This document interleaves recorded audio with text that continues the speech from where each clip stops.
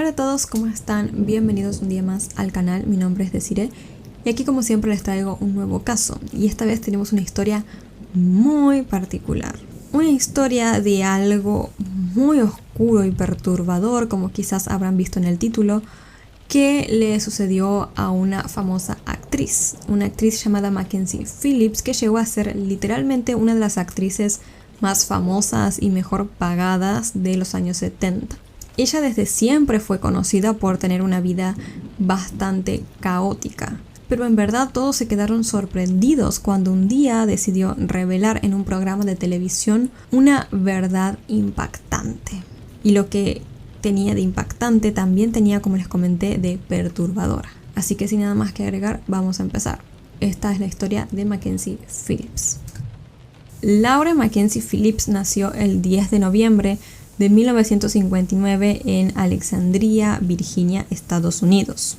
Ella tenía todo para heredar gustos por el arte, ya que su padre era John Phillips, un músico conocido, y su madre Susan Adams, quien era una ex bailarina proveniente de una familia adinerada. Mackenzie además tenía un hermano mayor llamado Jeffrey.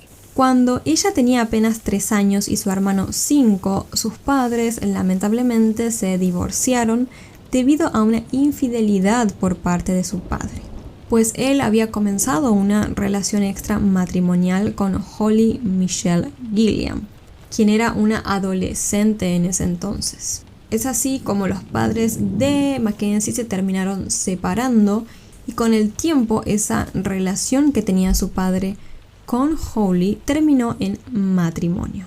Y con la boda también dieron inicio a un nuevo proyecto, pues tomaron la decisión de formar una banda a la cual llamaron The Mamas and the Pepas.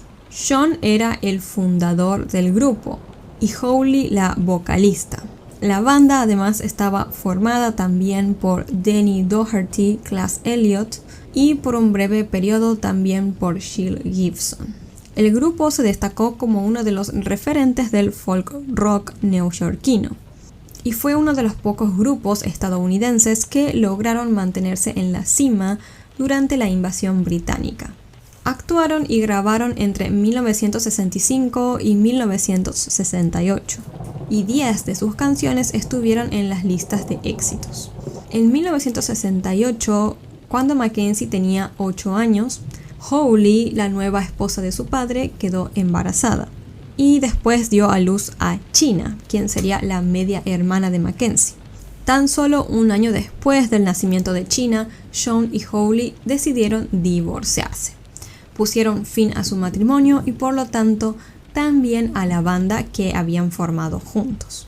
Más tarde, en 1972, John contrajo matrimonio por tercera vez, esta vez con una mujer llamada Genevieve White, con quien tuvo otros 2 hijos. La niñez y crianza de Mackenzie, por ser la hija de un músico famoso, no fue para nada fácil, sino más bien sería el comienzo de una vida llena de tragedias y luchas personales, de una historia que reflejaría cómo el glamour y la fama a menudo suelen esconder bastante sufrimiento. El padre de Mackenzie, como les comenté, tenía su banda, era una especie de estrella de rock y llevaba también el estilo de vida típico de las estrellas de rock, ¿no? Una vida en verdad rodeada de excesos. Normalmente una persona, un adulto que está en este mundo intenta ocultárselo a sus hijos. Trata de ser una buena imagen, un ejemplo a seguir para ellos. Pero este no fue el caso del padre de Mackenzie.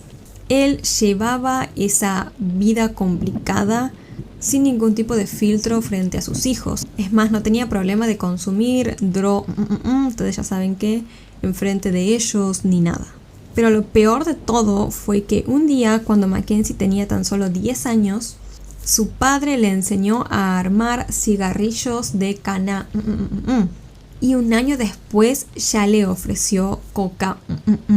O sea, sí, chicos, literalmente este hombre hizo que su hija de tan solo 10 años consumiera esas cosas.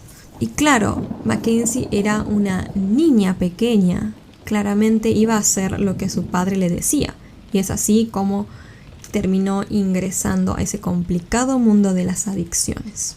A pesar de vivir en todo este caos, Mackenzie era una niña brillante. Iba a la escuela Waldorf Highland Hall en California y tenía calificaciones súper altas, a tal punto que las autoridades de la escuela le permitieron saltarse un grado en la primaria. Sin embargo, su inteligencia no le sería suficiente para protegerla de los problemas que la rodeaban en ese estilo de vida complicado que tenía. Problemas que marcarían en verdad el resto de su vida. El padre de Mackenzie no solamente hacía esas cosas espantosas como darle a sus hijos sustancias ilícitas o consumir enfrente de ellos. También descuidaba muchísimo su crianza. En una ocasión incluso Mackenzie tuvo que hacer autostop para intentar llegar a su escuela porque no había nadie en casa despierto o dispuesto a llevarla. Ya sabemos que hacer autostop es peligroso para cualquier persona de cualquier edad, pero lo es aún más para una niña. Imagínense ustedes a una niña pequeña subiéndose a un auto de un total desconocido simplemente con el objetivo de no faltar a la escuela. A los 12 años, la vida de Mackenzie dio un giro cuando decidió, junto a 3 compañeros de clase, formar una banda. La misma llamó la atención de un agente de casting en el legendario club musical de Troubadour. Este agente le dijo a Mackenzie que podría audicionar para la película American Graffiti, que sería dirigida por George Lucas. Mackenzie tomó la decisión de aceptar la propuesta. Fue, audicionó y terminó ganándose el papel de Carol Morrison. De esta forma, con tan solo 13 años de edad, Mackenzie debutó en la película, la cual se estrenó en 1973. American Graffiti, como ya sabrán, fue un éxito rotundo. La actuación de Mackenzie no pasó desapercibida, y el éxito de esa película la llevaron a obtener diferentes trabajos en televisión. Mackenzie trabajó en varios programas populares como Los Camioneros, el show de Mary Tyler Moore, y después protagonizó una película destinada a la televisión llamada Miles to Go Before I Sleep, o Millas por recorrer antes de dormir en español. En 1975 la llamaron para trabajar en una serie de comedia llamada Un día a la vez. Esa serie también fue un éxito rotundo, llevando a Mackenzie a literalmente el estrellato total. De esta forma, la joven se convirtió en una de las estrellas más prometedoras de la televisión y también en la actriz mejor pagada de la serie en la cual trabajaba en ese momento. Básicamente se consolidó como una de las jóvenes promesas de Hollywood. Durante ese tiempo también hizo otros trabajos en diferentes comerciales y publicidades que la llevaron a ser aún más conocida. Pero detrás de todo ese éxito, Mackenzie seguía luchando con una vida bastante dura y complicada. El dinero y la fama que estaba ganando Mackenzie hicieron que su vínculo con las drogas se intensificara. En noviembre de 1977, cuando Mackenzie tenía 17 años, la policía la encontró semiconsciente en una calle, junto a una pajilla que contenía restos de coca. Esa noche, Mackenzie fue detenida y acusada de alteración del orden público. La joven, para defenderse, dijo que ella había estado en una fiesta y que alguien más le había proporcionado esas sustancias sin su consentimiento. Las autoridades no le creyeron mucho, así que decidieron dejarla en libertad condicional durante 6 meses. A pesar de ello, Mackenzie continuó trabajando y en ese tiempo hizo la secuela de la película American Graffiti. También fue durante ese tiempo que una amiga de Mackenzie llamada Anita Pallenberg le presentó a un joven llamado Jeff Sessler, quien era manager musical. La conexión entre Mackenzie y Jeff fue evidente desde el principio. Unos meses después de conocerse, en agosto de 1979, decidieron casarse. Mackenzie tenía apenas 19 años en ese momento, así que nadie de su círculo cercano estaba de acuerdo con ese matrimonio, no solamente por la edad de ella, sino también porque sentían que la decisión era demasiado apresurada. Y la verdad, los seres queridos de Mackenzie no estaban equivocados, pues ella y Jeff terminaron divorciándose tan solo unos meses después de casarse. Tras la separación, los problemas con las adicciones de Mackenzie empeoraron. Y esta vez su comportamiento comenzó a afectar seriamente su trabajo. Llegaba tarde a los ensayos y a las filmaciones, y en ocasiones estaba tan que apenas podía hablar con claridad. La situación se terminó volviendo tan insostenible que los productores le ordenaron que se tomara 6 semanas de descanso para recuperarse. Pasó todo este tiempo, pero los resultados no fueron los esperados.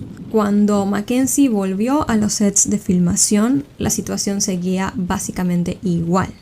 Así que ya sin muchas más esperanzas, los productores le dieron 2 opciones. Una, que abandonara voluntariamente el programa de televisión en el cual estaba trabajando, o si no, sería despedida de forma pública. Mackenzie optó por la primera opción y emitió un comunicado diciendo que su salida era un acuerdo mutuo entre ella y los productores. Después de eso, Mackenzie se dedicó básicamente a gastarse su dinero en Tuvo 2 sobredosis que fueron prácticamente fatales y tras esos eventos tomó la decisión de ingresar voluntariamente a un hospital para someterse a un tratamiento. Completó ese tratamiento y al parecer Mackenzie estaba ya como recuperada de sus adicciones. Y fue en ese momento que los productores de la serie Un Día a la Vez la invitaron a regresar al programa. Al principio todo parecía ir bien, pero en 1982 Mackenzie volvió a recaer. En una jornada de grabación, literalmente ella colapsó en pleno set.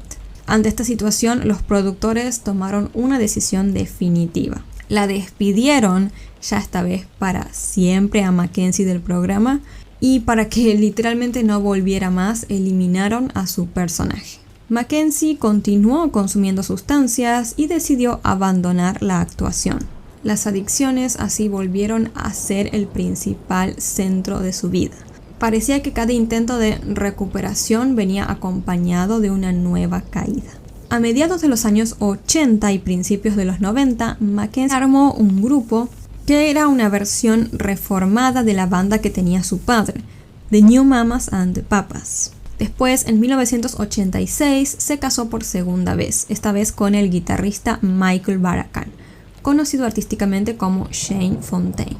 Un año después, Mackenzie quedó embarazada y dio a luz a quien sería su único hijo, llamado Shane Barakan. Pero la vida de Mackenzie, a pesar de eso, continuaba siendo bastante problemática.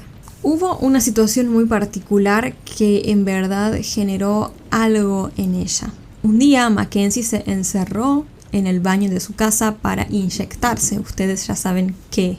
Y su hijo pequeño empezó a tocar la puerta llamándola.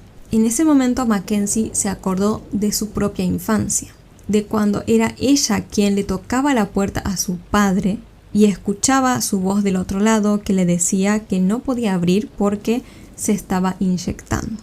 Ese recuerdo le impactó profundamente a Mackenzie y tomó la decisión de intentar recuperarse una vez más. En 1992 ingresó a un programa de rehabilitación a largo plazo, con la inspiración de recuperarse por y para su hijo. Finalmente, tras completar el tratamiento, Mackenzie logró alcanzar la sobriedad y volvió a casa con su familia. También tomó la decisión de retomar su trabajo como actriz. En 1994 apareció en la serie Beverly Hills 90210 y tuvo participaciones en otros programas como Policías de Nueva York y Chicago Hope. También tuvo algunos papeles en teatro, interpretando a Rizzo en la gira del musical Vaselina como parte del Broadway Touring Revival. Estos años marcaron una especie de inicio a una nueva etapa en la vida de Mackenzie. Parecía que esta vez en verdad había logrado una estabilidad. Tenía éxito laboral y una familia hermosa. En 1999, Mackenzie obtuvo el papel de Molly Phillips en la serie de Disney Channel llamada Qué raro. Así ella continuó con su carrera hasta que sucedió un evento devastador. En el año 2001, John Phillips, el padre de Mackenzie, falleció debido a una insuficiencia cardíaca a la edad de 65 años. Ese evento marcó profundamente a Mackenzie y sí, como ustedes ya estarán suponiendo, volvió a consumir. Así comenzó una recaída que ella misma después describiría como el momento más oscuro de su vida. En el año 2005, Mackenzie se casó por tercera vez con el director musical y compositor de Broadway, Kate Levinson. Sin embargo, su relación terminó en divorcio tan solo 2 años después, en el 2007. Y en el año 2008, es decir, un año después del divorcio, fue arrestada en el aeropuerto de Los Ángeles por poseer sustancias ilegales. Durante ese juicio, ella se declaró culpable y fue sentenciada a un programa de rehabilitación de 18 meses. El juez le dijo que si ella completaba todo ese programa de rehabilitación, le serían retirados los cargos. Mackenzie aceptó, hizo y terminó el programa. Después, en el año 2009, escribió y publicó un libro llamado High on Arrival, que era una especie de autobiografía. Y esto le daría pie a un evento sumamente impactante. Pues ese mismo año, Mackenzie apareció en el programa de Oprah Winfrey para compartir un poco de su autobiografía. Y fue ahí cuando ella contó algo espeluznante que había vivido. Mackenzie contó que la noche anterior a la de su boda con Jeff Sessler, cuando apenas tenía 19 años, ella de la nada se despertó en una habitación de hotel. Estaba confundida bajo los efectos de todo lo que se les pueda ocurrir. No tardó mucho de todos modos en darse cuenta de que en ese preciso momento ella estaba teniendo encuentro íntimo, ustedes ya sabrán, ¿no?, a qué me refiero, con su propio padre, Sean Phillips. Ella estaba claramente bajo los efectos de todas estas sustancias, así que no tenía mucha voluntad para accionar en ese momento. Días después fue que confrontó a su padre y le preguntó por qué le había hecho eso, pues sentía que su padre había abusado de ella no había consentido ese encuentro. Y el padre le dio una respuesta totalmente inesperada. Le dijo que no, que eso no había sido un abuso, que ellos simplemente habían hecho el amor. O sea, Mackenzie en verdad no podía creer lo que estaba escuchando. No obstante, ese evento fue el inicio de una relación incestuosa entre ella y su padre. Una relación que duró casi una década mientras los dos seguían cayendo cada vez más y más profundamente en sus propias adicciones.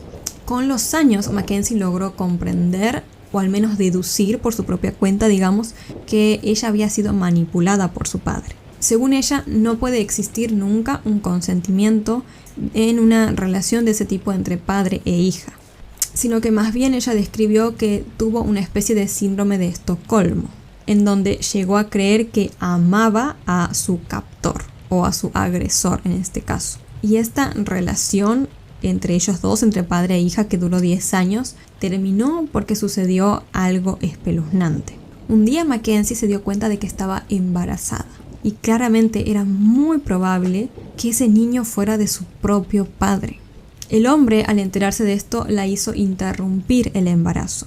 Y fue en ese momento que Mackenzie tomó la decisión de cortar definitivamente cualquier tipo de contacto físico con su padre. Cuando toda esta verdad salió a la luz en el programa de televisión, todos los seguidores de Mackenzie se quedaron impactados, claramente. Pero también se sorprendieron un montón los propios familiares de la actriz, quienes no tenían ni idea de todo eso que había pasado. Michelle Phillips, la ex esposa del padre de Mackenzie, ante toda esta situación salió a hablar y acusó a Mackenzie de mentir a modo de generar una estrategia para vender su libro autobiográfico. Sin embargo, la hermana de Mackenzie también salió a hablar y respaldó el relato de ella. Dijo que Mackenzie ya le había contado toda esa situación en 1997, mucho antes de hacerlo público. Tras esa revelación impactante y la rehabilitación, Mackenzie retomó su carrera y en 2010 protagonizó la película independiente llamada Peach Plum Pier, y en los años siguientes participó en la serie Orange is the New Black. también tomó la decisión de ayudar a otros y se convirtió en consejera en un centro de rehabilitación en California, guiando a personas que enfrentaban luchas muy similares a las suyas. Después Mackenzie publicó una segunda autobiografía, titulada Una curación esperanzadora, en donde reflexionó sobre las secuelas emocionales y familiares que tuvo el hecho de revelar lo que había vivido con su padre. Pues después de que ella contara toda su verdad, muchos miembros de su familia la rechazaron, pues la tildaban de mentirosa directamente o de que había hecho público un escándalo espantoso. Según Mackenzie, uno de los momentos más duros fue cuando le quitaron una invitación a una fiesta de cumpleaños familiar. En abril de 2022, Mackenzie sorprendió al mundo nuevamente al anunciar de forma pública que era bisexual. Dijo que en ese momento se sentía mejor que nunca y que estaba orgullosa de la persona en la cual se había convertido. Este caso es quizás un poco diferente a los que les suelo traer, pero creo que es igual de impactante y horroroso. O sea, si bien no se llegó a cometer un crimen en el sentido de quitarle la vida a una persona, lo que hizo el padre de Mackenzie con ella me parece una asquerosidad espantosa. No sé qué opinarán ustedes, si creerán que en verdad ella estaba manipulada o no, o que quizás, no sé, consideran que en verdad fue su voluntad, quizás el haber estado con su padre todos esos años. Obviamente todas sus opiniones, siempre y cuando sean con respeto, son totalmente bienvenidas en la caja de comentarios. Pero no sé, si todo eso comenzó como un abú por parte de él hacia ella, estando ella casi inconsciente por todo lo que había consumido, no sé, yo siento que fue quizás sí una manipulación por parte de él hacia ella y que ella terminó justamente, como lo dice, sufriendo del síndrome de Estocolmo, que es una realidad, es algo que pasa, que sucede con las víctimas. Pero bueno, no sé, sea como sea, me parece una horrorosidad de cualquier forma. Y este caso creo que nos muestra, sobre todo quizás más que otros, mucho más que otros, no cómo es en verdad la vida de una persona adicta a esos niveles. Así que tómenlo como ejemplo para no ingresar en ese mundo espantoso de las drogas. Ni por curiosidad ni por nada, porque yo leo que muchas personas comentan que ellos mismos se dijeron, no, va a ser una vez nada más para probar y chao. Es un viaje sin salida ese. Y como ustedes verán, como les digo, aquí hay un viaje de una persona que toda su vida, desde los 10 años, fue adicta. Ella tuvo muchos momentos de recuperación, de sobriedad, pero al fin y al cabo siempre terminaba como recayendo. Y es que la gran mayoría de los casos pasa eso. Quizás se recuperan un poco, pero ante cualquier quizás sobresalto emocional o lo que sea, tienen muchas posibilidades de recaer. Y por eso les digo, es un camino sin salida a veces, ¿no? Es como un laberinto sin salida. Así que nada, no hay que meterse esas porquerías, literalmente. Contó luego que a la madrugada lo despertó un ruido en la habitación a oscuras y creyó que era un ladrón. Entonces, para defenderse y defender a Riva, tomó la pistola. Se bajó de la cama balanceándose sobre sus piernas amputadas y se acercó a la puerta del baño de donde creyó que provenían los ruidos. Oscar agregó que como no llevaba las piernas ortopédicas y se sentía sumamente vulnerable, sabía que debía proteger a Riva y a él mismo. Por lo tanto, disparó varios tiros a la puerta del baño mientras le pedía a Riva a gritos que llamara a la policía, pero ella no respondía. Oscar Pistorius nació el 22 de noviembre de 1986 en Sandton, Johannesburgo, Sudáfrica. Sus padres, Sheila y Henke Pistorius, habían formado una hermosa familia con 3 hijos, Carl, Aimee y Oscar. Sin embargo, al poco tiempo del nacimiento de este último, los padres supieron inmediatamente que lo que vendría no sería fácil. El precioso bebé, que aparentemente parecía perfecto y sano, había nacido sin un hueso fundamental de las piernas, el peroné. Padecía una deficiencia congénita llamada hemimelia peronea. Afortunadamente, dentro de este complicado panorama, Oscar tenía la suerte de haber nacido en una familia con dinero suficiente para solventar todo lo que él necesitaría para tratar su enfermedad. El tratamiento depende del grado de afectación de cada niño en particular. En algunos casos solo se necesita muy poco tratamiento. En otros, los niños pueden llegar a tener problemas directamente ya para ponerse de pie o para caminar, y por lo tanto requieren de tratamientos más complejos. Los padres de Oscar consultaron a 11 médicos especialistas, y había opiniones muy distintas entre ellos. Lo más duro para sus padres era decidir qué tratamiento escoger para su hijo. Hasta que un día vieron al cirujano Gary Beresfield, quien los convenció de que lo mejor sería amputar ambas piernas, para que el niño en el futuro pudiera caminar con prótesis. Cuando Oscar tenía apenas 11 meses de edad, se realizó la drástica cirugía. Le amputaron las 2 piernas por debajo de las rodillas. El cirujano confesaría años después que, a pesar de que la decisión fue la correcta, le resultó a él muy desgarrador cortar ambas extremidades de un niño tan pequeño. Unos años más tarde, un especialista le construyó a Oscar sus primeras piernas artificiales. Lamentablemente, con el paso de los años, la situación económica de los padres cambió, y esto determinó el fin de su matrimonio. Finalmente se divorciaron en el año 1992, cuando Oscar tenía 5 años de edad. Su padre dejó de prestarle atención a su familia y pasó a prácticamente no enviarle nada de dinero a su exmujer. Por lo tanto, Sheila, la madre de Oscar, tuvo que mudarse a una casa mucho más pequeña junto a sus 3 hijos, y que quedaba en un vecindario muy peligroso. Varias veces entraron a robarles. La mujer entonces se compró una pistola y la ponía todas las noches debajo de la almohada para proteger a su familia. Sin embargo, las vicisitudes familiares y su incapacidad no impidieron que Oscar llevara la vida de un niño normal. Junto a su hermano Carl hizo todo lo que le gusta hacer a los niños. Se trepó a los árboles, anduvo en bicicleta, jugó al fútbol, etc. Su madre siempre lo alentaba y le decía que jamás debía sentirse inferior. El joven asistía al Old Pretoria Boys, un colegio con conducta casi militar. Allí Oscar se exigía más que nadie. Llegó un momento en el cual su madre cayó en el alcoholismo, cosa que provocó complicaciones en sus riñones. Finalmente falleció el 6 de marzo de 2002 a sus 43 años, cuando Oscar ya tenía 15. Oscar siguió con su vida y terminó sus estudios superiores en la Universidad de Pretoria. Su capacidad de superación continuaba sorprendiendo a todos. Hizo los deportes que quiso: fútbol, rugby, waterpolo, tenis, entre otros. En 2003 se rompió una rodilla jugando al rugby, pero siguió adelante. Y así comenzó a trabajar con el entrenador de velocistas Ampy Liu durante 9 meses.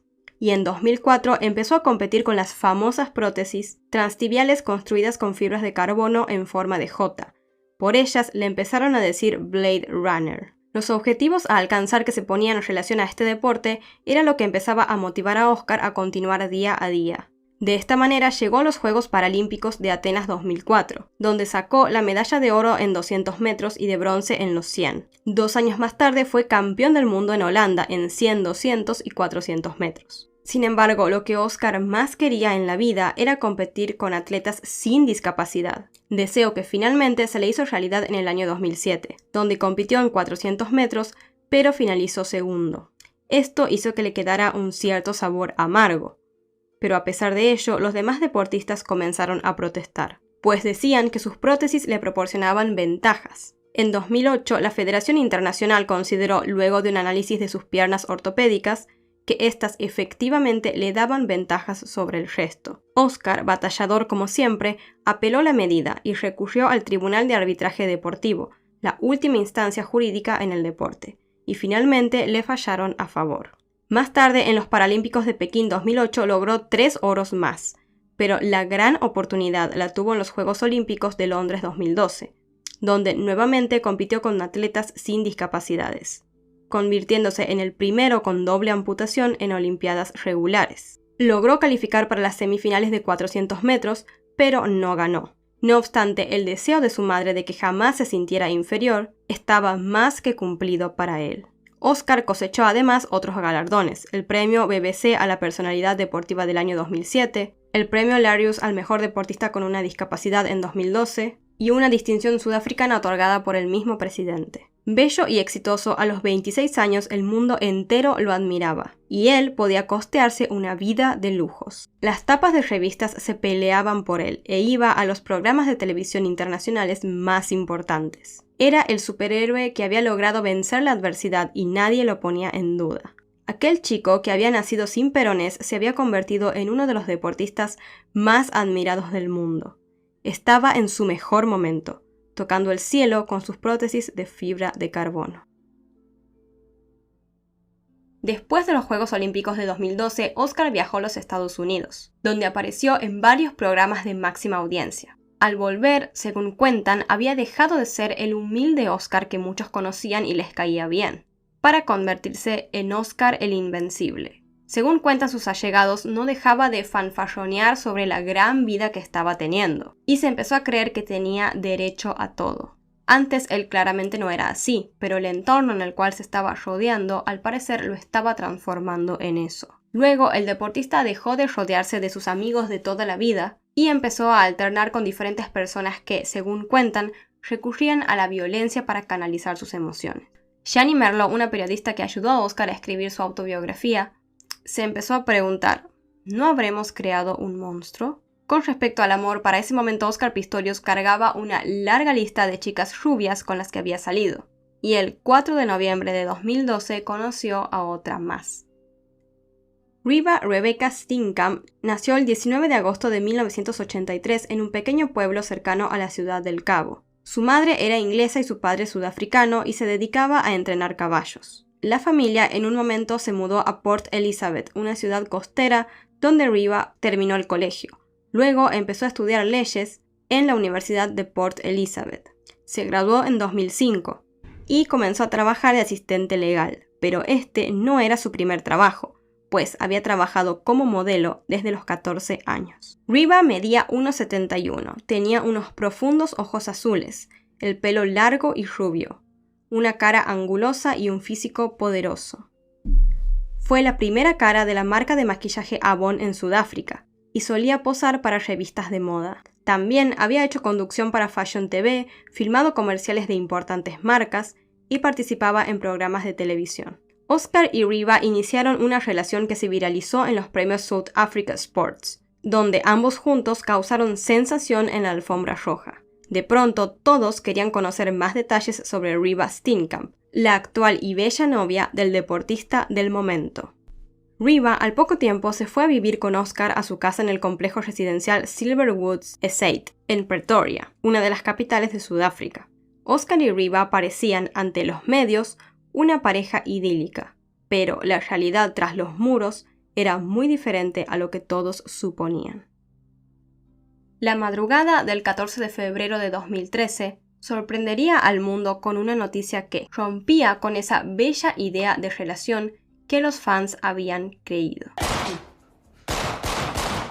El sonido de 3 disparos entre las 3:10 y las 3:15 de la madrugada despertó a la mayoría de los residentes del Silverwoods Estate. Poco después, los vecinos cercanos a la casa del habitante más famoso del barrio escucharon unos gritos desesperados de ayuda. Quien gritaba era Oscar Pistorius. El primero en llegar fue Peter Viaba, un guardia de seguridad del complejo, y entró por la puerta principal de la casa que estaba sin llave. Segundos más tarde entraron Johan Stander, un vecino y amigo de Pistorius, su hija Clarice, y Frankie Chisiweni, un empleado que dormía en el área de servicio de la vivienda. Lo que vieron todos al ingresar a esa casa los dejó totalmente paralizados. Oscar se encontraba a mitad de la escalera que llevaba al primer piso, totalmente ensangrentado. En sus brazos cargaba a una mujer rubia, muerta o agonizante. Era Reba Steenkamp, quien también estaba cubierta de sangre. La mujer también tenía 2 heridas de bala muy claras, una en el brazo izquierdo y otra en la cabeza. 2 minutos después llegó Johan Stipp,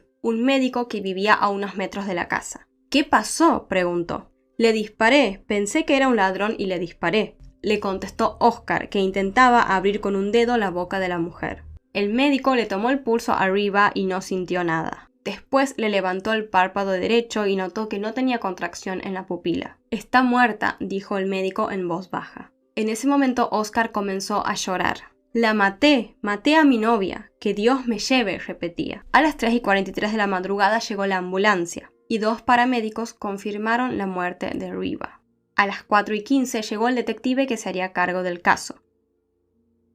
En su primera declaración, Oscar Pistorius dijo que el día de los hechos había llegado a las 6 de la tarde a su casa y habían cenado con Riva, quien había cocinado y armado una mesa con velas. Entre las 9 y las 10 de la noche, según cuenta, se fueron al dormitorio. Puso un arma en el lado izquierdo de la cama como solía hacer. Charlaron junto a su novia, luego se sacó las prótesis y se tiró a dormir. Contó luego que a la madrugada lo despertó un ruido en la habitación a oscuras y creyó que era un ladrón. Entonces, para defenderse y defender a Riva, tomó la pistola. Se bajó de la cama balanceándose sobre sus piernas amputadas y se acercó a la puerta del baño de donde creyó que provenían los ruidos. Oscar agregó que como no llevaba las piernas ortopédicas y se sentía sumamente vulnerable, sabía que debía proteger a Riva y a él mismo. Por lo tanto, disparó varios tiros a la puerta del baño mientras le pedía a Riva a gritos que llamara a la policía, pero ella no respondía. Dijo que disparó 4 veces y que después encendió la luz y miró hacia la cama, donde creía que estaba Riva, pero la mujer no estaba allí.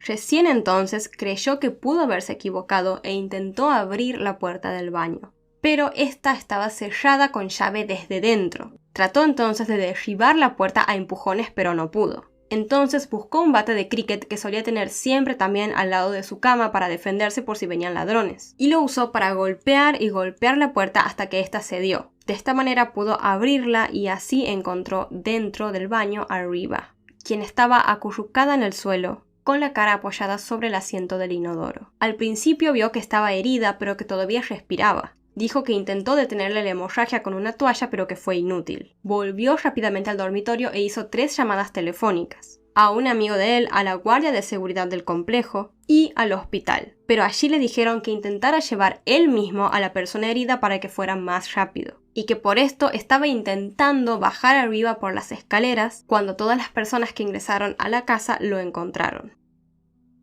El detective Hilton Botha escuchó atentamente el relato de Oscar Pistorius, pero no le creyó una palabra. Se preguntaba por qué, si lo que quería era proteger a Riva de un supuesto intruso, no la despertó si creía que dormía al lado. Tampoco entendía por qué la joven mujer se había encerrado con llave en el baño en medio de la noche. Después, el detective fue descubriendo otros datos que no concordaban con el relato de Oscar. Algunos vecinos habían escuchado gritos antes de los disparos, y el celular de Riva había estado en el baño en el momento de su muerte, algo inexplicable, a no ser que quisiera hacer una llamada o mandar un mensaje en medio de la madrugada. El detective descartó casi de inmediato que podía estar frente a un trágico accidente. Era lisa y llanamente un asesinato. Por lo tanto, Oscar Pistorius quedó en prisión preventiva. Con el correr de los días y de los meses, los hechos de aquella noche del 14 de febrero sacarían a la luz una faceta casi desconocida del atleta discapacitado, a quien la sociedad sudafricana consideraba un ejemplo de tenacidad para atravesar la adversidad. Los abogados de Oscar Pistorius peleaban por demostrar la confusión con un incomprobable intruso en una casa en un barrio con muros y alarmas. Pero una de las vecinas declaró que ella escuchó los disparos con la siguiente secuencia. Primero escuchó uno, luego hubo un silencio y luego escuchó los otros 3. Por lo tanto, según esta declaración, Oscar Pistorius no podría haber pensado que era un ladrón. Tendría que haber escuchado durante esos segundos de silencio los gritos de su novia pidiendo ayuda desde el baño, gritos que habían escuchado otros vecinos. Un radiólogo que vivía a 70 metros de la casa dijo también haberse despertado a la madrugada por disparos, pero que luego efectivamente escuchó gritos de una mujer y más tarde a un hombre pidiendo ayuda. Sin embargo, algunos comentaron que la posible confusión esta de Oscar se debía al hecho de haber crecido en un barrio bastante peligroso, donde se fomentaba el racismo y la violencia. Otros aludían a la alta tasa de delincuencia que había en Sudáfrica, un país en donde casi la mitad de la población gana menos de 50 euros al mes. Uno de los que defendían toda esta idea de la confusión era nada más y nada menos que el padre de Oscar Pistorius, que dijo que entre él y toda su familia tienen un total de 55 armas, porque, según él, no se puede confiar en la policía si sucede una situación de inseguridad. Uno de los más íntimos amigos de Oscar, Mike Assi, se mantuvo hablando con él casi todos los días desde el incidente. Según cuenta, Oscar le decía que estaba destrozado. y que nunca dejaba de mencionar a Riva ni a la familia de la chica. El amigo también contó que el hijo de él se había quedado a dormir una vez en casa de Oscar y que en un momento de la noche se levantó a beber agua e hizo algo de ruido. En ese momento dice que Oscar se despertó corriendo con una pistola. El amigo defendía esta idea de que nadie está a salvo en Sudáfrica. Estamos hablando de un chaval que no tiene piernas, que oye unos ruidos en su casa, donde está alojada su novia. Se pone inmediatamente a la defensiva, entra en pánico y piensa, tengo que proteger a esta chica. Creo que es lo único que pudo haber pasado, dijo. Un testigo declaró que el deportista había salido a cenar unas pocas semanas antes de la muerte de Riva a un restaurante con un amigo. En un momento le pasó a Oscar una pistola por debajo de la mesa. Al día siguiente de esto, el diario Bill publicó que Oscar había disparado un arma por error en el restaurante donde estaba cenando. También se descubrió que antes de esto ya había sido acusado de disparar desde el techo corredizo de un auto en movimiento. Las cosas empeoraron para Oscar luego de que declararan algunas de sus exnovias. Una de ellas era la modelo Melissa Rom, quien contó que durante una fiesta tuvieron una pelea debido a que lo había encontrado a él en una situación dudosa con otra mujer. Él, lleno de rabia, se puso a insultar a Melissa a gritos. Bajo los efectos del alcohol, la obligó a ella y a una amiga de esta a salir de la casa. Ya en la calle, esta última se dio cuenta de que se había olvidado su bolso. Cuando intentó entrar a buscarlo, Oscar le cerró la puerta de la casa con tanta fuerza que la parte superior de esta estalló en 1000 pedazos, y los trozos saltaron causándole heridas a la mujer en la pierna. Oscar negó claramente que todo esto hubiera sucedido, pero otra de las exnovias de él tuvo también algo que decir. Ella era Samantha Taylor, quien comentó que había vivido con Oscar durante los 18 meses que duró su relación. Contó que él era posesivo, irritable y que una vez ella había escondido su arma porque tenía miedo de que la matara. Dice que solía dejarla encerrada sin comida, la pellizcaba y la llevaba en su auto a gran velocidad para castigarla cuando algo no le gustaba. También cuenta que él estaba obsesionado con la seguridad. No parecen quedar muchas dudas de que la vida con Oscar y su paranoia era realmente un infierno. Luego de recopilar todos estos datos y declaraciones, los investigadores continuaban confundidos y se seguían preguntando, ¿qué es lo que una persona haría exactamente si cree que un extraño o un ladrón entró a su casa? Pero llegaban a la conclusión de que claramente la mayoría de las personas lo que haría sería despertar a tu compañero o a quien está al lado tuyo para advertirle. Pero Oscar no hizo nada de eso. Además, justo para ese momento se descubrió de que Riva había comido 2 horas antes de fallecer, lo que también contradecía la historia de Oscar. 7 días después, Oscar Pistorius pagó una fianza de $113,000. Para pagar esto y también su defensa, tuvo que vender propiedades y varios de sus costosos caballos. De esta manera quedó en libertad, sin embargo el caso y las investigaciones continuaron, hasta que finalmente llegó el día del juicio. El mismo por fin se pudo realizar luego de varias postergaciones dilatorias. Empezó recién el 3 de marzo de 2014. La acusación del fiscal para Oscar Pistorius era asesinato y violación de la ley sudafricana de control de armas. Este juicio fue retransmitido en directo en las televisiones de todo el país. Oscar Pistorius, durante el desarrollo del mismo, lloró desconsolado ante las cámaras y rezó mientras se escuchaba que podía ser condenado posiblemente a cadena perpetua. Sin embargo, muchos pensaron que su llanto era una burda actuación. El caso se había transformado en un dramático espectáculo, un reality que crecía minuto a minuto en los medios.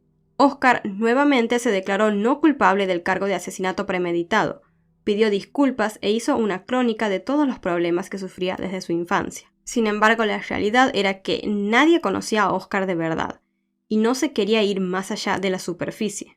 Claramente antes hubo señales de alarma, pero no era un hombre vigilado. Nadie reconocía que algo en él fallaba. El deportista cobraba en torno a 1,5 millones de euros de patrocinadores. Uno de ellos, por ejemplo, era Nike, y no querían claramente matar a la gallina de los huevos de oro. Lo último que te conviene siendo una persona de este estilo es que un patrocinador como Nike se entere de que en vos existe algún tipo de problema. Entonces se le resta cualquier tipo de importancia a cualquier incidente que se produzca. El policía Christian Mangema hizo el informe balístico y reconstruyó toda la escena del crimen, que claramente la presentó el día del juicio. Dijo que Riva en el momento del crimen estaba encerrada en el baño, parada mirando hacia la puerta cuando recibió el primer disparo que le dio en la cadera derecha. Esto le rompió el hueso y cayó al suelo. El segundo disparo directamente no le pegó a ella. El tercero impactó en su brazo derecho y el cuarto le atravesó la cabeza. Según este mismo informe, Oscar estaba sentado del otro lado de la puerta, sobre sus muñones. Esta fue la conclusión a la cual llegaron los investigadores por la altura y el ángulo de impacto de las balas. Pero, ¿qué era exactamente lo que había pasado entre ellos? ¿Cómo una pareja que era tan idílica y tan perfecta para todos terminó en una tragedia semejante? Se dice que el móvil del crimen fueron los celos de Oscar Pistorius, posiblemente por algún chat o mensaje que podría haber visto en el celular de Riva. En el celular de ella se encontraron varias conversaciones con su novio que resultaron reveladoras. Yo soy la chica que está enamorada de ti, pero también la chica a la que dejas de lado cuando no estás de humor, a la que criticas su acento, su tono de voz. A veces me asustas por cómo me contestas y cómo me tratas. Un día, tras volver de un reality, donde se rumoreó que ella se había besado con otro joven, ella le dijo: «Te juro que no estaba coqueteando con ese hombre. Tú te enfadas tanto cuando escuchas alguna cosa de mí, pero te han citado con muchísimas chicas». Otro día ella le dijo: «Hoy no estaba coqueteando con nadie. Me enferma que sugieras eso y que hagas una escena en la mesa que hizo que nos tuviéramos que ir antes». El desdén de Oscar y los celos enfermizos parecían una constante en su relación. El novio anterior de Riva había sido nada más y nada menos que el exjugador de rugby François Hugard. Él dijo también que cada tanto se hablaba por teléfono o se mensajeaba con Riva porque habían quedado como amigos, algo que claramente podría ser muy grave para una persona con los celos de Oscar. En uno de los análisis telefónicos de él se reveló que la noche del crimen, Oscar le había hecho una llamada de 9 minutos a una de sus exnovias. Por otro lado, también Carl Pistorius, el hermano de Oscar, fue señalado como sospechoso de intentar eliminar información del celular de su hermano, pues Carl había tenido en custodia el celular de Oscar durante varios días antes de que lo tomara la policía, y durante ese tiempo había intentado eliminar varios mensajes y chats que tenía de Riva. Finalmente, el día 12 de septiembre de 2014, se decidió condenar a Oscar Pistorius por homicidio, pero homicidio culposo, es decir, que fue sin intención, por lo que fue condenado a 5 años de prisión. Además, pasó solo el primer año en la prisión y después se le permitió que cumpliera el resto de la pena en arresto domiciliario, refugiado en la casa de su tío multimillonario. La sentencia de Oscar se tomó como un trato de favor hacia una persona a la que claramente se le estaban dando demasiados beneficios por ser quien era. Por lo tanto, la familia de Riva presentó un recurso en contra de esta sentencia. Luego de esto, la Corte Suprema anuló la condena y agravó el cargo a homicidio doloso. Se dobló la pena y Oscar Pistorius fue condenado a 15 años de prisión, pena que hoy en día todavía cumple. En 2016 se volvió a juzgar a Oscar y esta vez le dieron 6 años más de cárcel. Y en noviembre de 2017 la Corte Suprema de Apelaciones incrementó la pena otra vez a 13 años y 5 meses. Para su libertad condicional debería esperar hasta el año 2023. Todas estas idas y vueltas parecían solo demostrar el poder de la fama. Cabe preguntarse, si él no hubiera sido famoso, ¿hubiera tenido tantas oportunidades como tuvo? Y estas no terminaron con el aumento de la condena. Oscar había empezado a cumplir su condena en la cárcel de Coximamporu.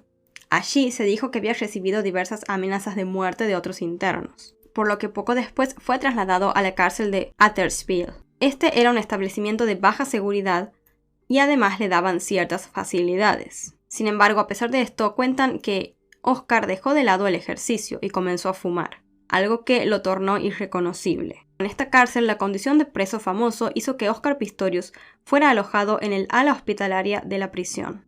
Esta, según cuentan, era la única opción viable para él, pues siendo un preso de alto perfil, estaba en riesgo de que los demás reclusos puedan tenerlo de blanco.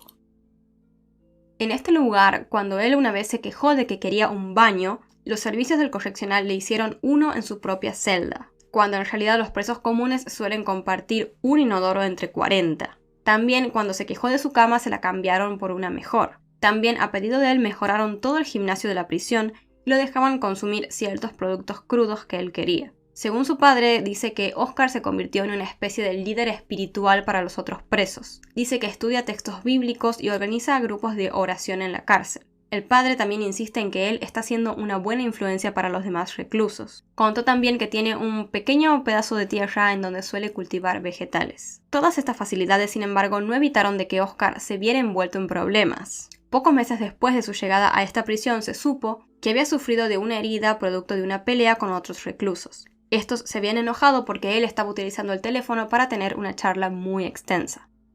Se escribieron numerosos libros del caso. Oscar versus la verdad de los hermanos Calvin y Thomas Mollett, Detrás de la puerta de Mandy Wigner, entre otros. También se hizo varios documentales. Y en 2017 se estrenó una película llamada Blade Runner Killer. En 2018 se estrenó el documental Pistorius en Amazon, pero este fue rotulado por parte de la familia de Riva de ser insensible, porque mostraron imágenes no reveladas antes del cuerpo de la joven asesinada, imágenes que luego comenzaron a circular por internet. También mostraron fotos de las prótesis ensangrentadas de él, de Oscar parado con sus bermudas manchados, el arma y el bate con el que había intentado abrir la puerta. La hermana de Riva criticó indignada estas fotos, diciendo que se pasa todo el tiempo resguardando a sus padres de lo que está en internet sobre el caso. En 2015 también estalló otra macabra polémica. La lujosa casa que la pareja compartía fue puesta en alquiler luego del suceso. Los nuevos habitantes vieron que podían hacer con ella un negocio. Anunciaron que se podía ir a hacer un tour por la casa y también dijeron que organizarían fiestas allí para disfrutar de la vida. En el año 2019 se anunció el proyecto de un nuevo documental en capítulos donde la familia de Riva finalmente podría tener su voz. Este se llamará Mi nombre es Riva, donde la gente finalmente podrá ver el otro lado de la historia y saber en verdad quién fue ella. La madre de Riva cuenta que con su familia tomaron la costumbre de ir todos los años a visitar las playas de Port Elizabeth para recordar el día del crimen de Riva, pues sus cenizas están esparcidas en ese lugar, porque era una playa que ella amaba. Hubo varias cosas bastante locas y también tristes que surgieron alrededor de este caso.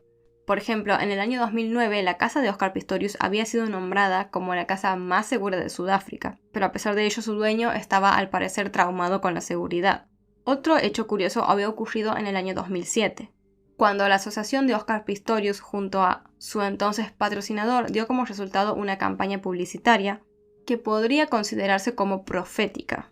En ella se lo veía a Oscar, al logo de la marca, y una frase premonitoria para lo que ocurriría años más tarde que decía: "Yo soy la bala en la recámara". También se dice que la última foto que posteó Riva en su Instagram fue sobre el caso de una chica de 17 años que acababan de violar y asesinar. Lo que escribió en esta red social es otro detalle escalofriante de esta historia, pues dijo: "Esta mañana me levanté en una casa feliz y segura. No todas lo hicieron. Hablen fuerte contra la violación de los individuos en Sudáfrica". 4 días después fue el día en el cual ocurrió el crimen, en el cual Oscar Pistorius la asesinó a sangre fría. A 7 años después de su condena, Oscar Pistorius está a punto de ser elegible para la libertad condicional. Para conseguirla debe cumplir una serie de requisitos. Uno de ellos es participar en un programa de diálogo llamado Justicia Restaurativa, que consiste en tener un diálogo con los padres de la víctima. Una oportunidad para que las partes se reconcilien o se disculpen. Sin embargo, esto todavía no se llevó a cabo. El motivo, según cuentan, sería que es un proceso muy largo, pues al momento de reunir a ambas partes se tiene que estar muy seguro de que ambos están preparados para hacerlo. El padre de Riva de todos modos dijo que algún día a él sí le gustaría hablar con Oscar. Creen que todavía faltan cosas por conocerse de la historia, y creen que si se encuentran con él frente a frente, Oscar les dirá la verdad de todo lo que ocurrió. Le preguntaron a los padres de Riva también si ellos creían que Oscar realmente estaba arrepentido. Y su madre contestó que seguramente él solo les mostraría arrepentimiento enfrente de ellos si eso facilitara su libertad. Dice que el hecho de que él les pida perdón para ella no es suficiente, obviamente, después de la muerte de su hija, pero que ella en un punto lo perdonó. Que Dios de alguna forma le pidió que lo perdone, pero que eso no significa que él no tenga que pagar por lo que hizo. La abogada de Oscar Pistorius, por otro lado, acusó a la familia de Riva por intentar castigar a su defendido, buscando de alguna forma frustrar todo este proceso. Según ella, él tiene un prontuario perfecto en la cárcel que es totalmente elegible para la libertad condicional, por lo que la familia de Riva debería dejar de intentar castigar a su cliente. Hasta ahora sigue siendo el 2023 el momento en el cual Oscar Pistorius podría recibir la libertad condicional. Sin embargo, ser elegible para esta no es lo mismo que tener derecho a ella. Por lo tanto, no significa que seguro vaya a quedar en libertad condicional. Lo que realmente quiere es perdón. Está más preocupado por obtener ese perdón que por salir en libertad condicional. De hecho, su temor con la libertad condicional es el castigo social que sabe que existirá, dijo su ex director de escuela. Al margen de lo que él piense, la realidad es que aquella noche del 14 de febrero de 2013, cuando asesinó a su novia, lo acompañará por el resto de sus días a Oscar Pistorius. Bueno, este fue el caso de Oscar Pistorius y Reeva Steenkamp. A mí lo que me llama la atención de este caso, bueno, además de lo horroroso y lamentable que fue, pero como algo en particular, quizá, es el hecho de su madre. Me parece muy bien que su madre de chico a él le haya dicho que no se crea menos, que él era capaz de lograr cualquier cosa, que era capaz de tener una vida como cualquier otra persona. Todo eso me parece muy bien, pero siento que a veces como que las cosas pueden llegar a ciertos extremos. O sea, está bien decirle a alguien o intentar que alguien no se sienta menos, pero el problema es cuando no, como que eso sube y en lugar de sentirse menos se llegan a sentir más, o se empiezan a sentir superiores a otros. Y creo que todo esto de la fama, el éxito de golpe rotundo que tuvo él, más todas estas palabras que él venía acumulando desde su infancia, hicieron que eso, de que él empezara ya a vivir con estos aires de superioridad. De hecho, como cuentan, en un momento él de la nada cambió, ya no era la persona humilde que muchas personas conocían, sino que se volvió una persona que solamente fanfarroneaba y se juntaba con cualquier persona. Y creo que esto puede empezar a crear una personalidad muy complicada, sobre todo con este tema de los celos. Que los celos son inseguridad, obviamente siempre, pero estos celos desmedidos son porque creo que en un punto a él le estaban pegando en el ego, por así decirlo, ¿no? Creo que no toleraba nada que lo pudiera hacer sentir esa inseguridad. Y terminó en esta situación espantosa, quitándole la vida a una chica joven con toda una vida por delante, arruinando una familia y arruinándose él mismo su propia vida, porque él podría haber tenido una vida muy feliz y también haber seguido siendo para muchos un ejemplo de superación, un ejemplo de que se puede seguir a pesar de muchos baches o complicaciones que te pueda poner la vida. Digo, que alguien en su condición logre todo lo que logró, supongo que debe haber sido una gran inspiración para muchas personas, y la verdad es muy triste que todo haya terminado de esta manera. Me gustaría saber qué opinan ustedes sobre este caso. ¿Creen que fue un accidente, como él lo dice, o que fue efectivamente un homicidio? Yo creo que sinceramente sí fue un homicidio. O sea, me resulta muy extraño que alguien actúe así realmente si crees que hay un extraño en tu casa. Yo lo primero que hago es despertar a la persona que tengo al lado, no sé ustedes. Y por otro lado, bueno, confío en los análisis de balística y demás que se hicieron, así que llegó a esa conclusión. Por algo también después le aumentaron la condena. No le van a aumentar la condena por nada, así que supongo que fue claramente un homicidio. Esto fue todo por hoy. Si les interesa este tipo de contenido, no olviden suscribirse al canal y activar la campanita de notificaciones para que YouTube les avise cada vez que suba un nuevo video. Antes de irme les dejo como siempre por acá mis redes sociales, por acá un botón para que puedan suscribirse. Y abajo les va a estar apareciendo la lista de reproducción de esta serie de Fama y Crimen. Y si todavía no está, les va a aparecer un video recomendado X, pero si no, les va a estar apareciendo en la lista de reproducción. Les pido perdón nuevamente, tengo la voz súper congestionada, estoy pasando enferma todo este invierno, no sé por qué, pero bueno, espero no se haya notado mucho. Ahora sí, me despido, les mando un beso enorme, cuídense mucho, muchas gracias por verme y yo los veo la próxima.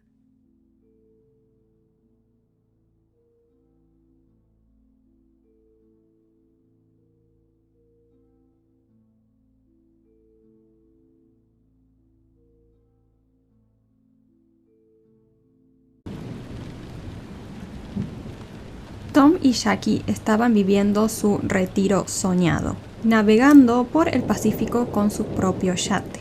Sin embargo, después de varios años de tener esa pacífica vida, tomaron la decisión de establecerse definitivamente en su ciudad de origen para pasar tiempo con sus nietos. Lo que no sabían Tom y Jackie en ese momento era que al tomar esa decisión se expondrían a ser víctimas de un atroz acto cometido por un actor quien había trabajado en un exitosísimo programa de televisión. Este es el caso de Skylar de León. Antes de comenzar me gustaría comentarles que este contenido puede ser consumido en formato de podcast por si quieren dejarlo de fondo mientras hacen otra cosa, y que además de fondo van a estar escuchando también el sonido de la lluvia y truenos relajantes a modo de ambientación. Ahora sí, sin nada más que agregar, empecemos. Tom y Jackie se conocieron a finales de la década de 1980 en una competencia de cocina de Chile y rápidamente hicieron clic. Tom era un ex bombero militar y supervisor de pruebas retirado. Tenía 2 hijos de un matrimonio anterior. Jackie, por otro lado, había perdido a su primer esposo en un accidente de motocicleta, y a ella la dejó con heridas que requerían el uso de una silla de ruedas. Sin embargo, las limitaciones físicas de Jackie jamás desanimaron a Tom. Él la veía más allá de eso y reconocía a esa persona apasionada y valiente que era. El amor entre ellos dos creció rápidamente, y aunque las heridas de Jackie le impedían tener hijos propios, ella adoptó a los hijos del matrimonio anterior de Tom, Ryan y Matt, y los crió como si fuesen sus propios hijos. Los niños empezaron a llamarla mamá y estaban felices de ser partes de esa nueva familia. Con el tiempo, Jackie recuperó más movilidad y parte de su independencia, y en general vinieron tiempos buenos para ellos. En el año 2002, después de años de trabajo duro y que sus hijos crecieran, Jackie y Tom tomaron la decisión de vender su casa y se compraron un yate de 55 pies llamado Bien Merecido en español. Es así como Tom y Jackie tomaron la decisión de abandonar su ciudad de Prescott, Arizona, para mudarse definitivamente a ese yate. A pesar de ser novatos en este estilo de vida en el mar, el matrimonio se adaptó rápidamente. Navegaron por toda la costa del Pacífico desde San Diego hasta el Mar de Cortés en México, deteniéndose en hermosos pueblos costeros y disfrutando de esa libertad que les daba esa vida en el mar. Mientras viajaban, trabajaban para que el barco fuera autosuficiente, equipándolo con un sistema de GPS de última generación, una guía de localización de emergencia y un convertidor de agua salada a dulce. También abastecieron el yate con meses de comida duradera, asegurándose de que siempre estuviera listo. Tom y Jackie valoraban la simplicidad de la vida en el agua, los amaneceres tranquilos y esa sensación de estar libres en el mundo. Varios años después, a pesar de su amor por la aventura, sucedió algo que los llevó a tomar la decisión de cambiar ese estilo de vida. En el año 2004, el hijo de Tom, Matt, y su esposa tuvieron su primer hijo, un niño a quien llamaron Chase. De esta forma, Tom y Jackie se convirtieron en abuelos, y esto hizo que perdieran esa pasión que tenían por la vida totalmente libre en el mar. Como abuelos primerizos, Tom y Jackie querían estar presentes en cada momento de la vida de su nieto. Los primeros pasos, los cumpleaños, la cena de los domingos, etc. Así que tomaron la decisión de vender su amado barco y comprarse nuevamente una casa en Arizona o en las cercanías de México para estar lo más cerca posible de su nieto. Obviamente Tom y Jackie en ese momento no sabían que ese sería el inicio de lo peor. Su barco les había costado originalmente $290,000 y con todas las mejoras que le habían hecho, estimaron su valor cercano a los $500,000. Ellos sabían que vender un yate de ese rango sería un poco difícil, así que esperaban poder negociar por un valor de entre $400,000 y $450,000. Algo que les resultaba totalmente suficiente como para comprarse una casa cerca de su nieto. E incluso les sobraría para poder obtener un barco un poco más pequeño como para continuar con su pasión por la navegación. Poco después de poner el yate a la venta, Tom y Jackie fueron contactados por un hombre llamado Skylar de León.